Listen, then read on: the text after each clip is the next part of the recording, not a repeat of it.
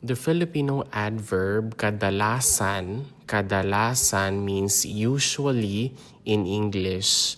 Kadalasan. Let us have the following example sentences using the pang-abay or the adverb kadalasan.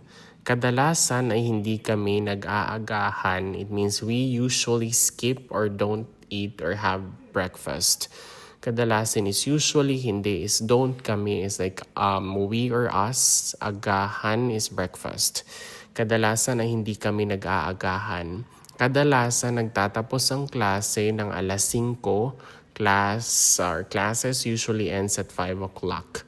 Kadalasan usually tapos is end or finish.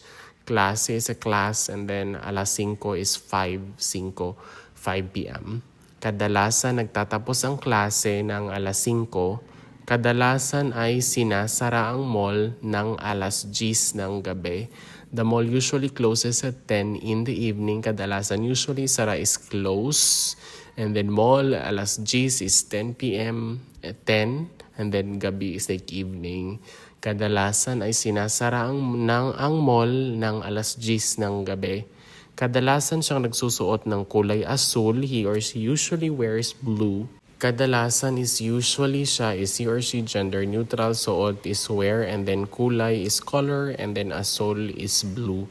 Kadalasan siyang nagsusuot ng kulay asul.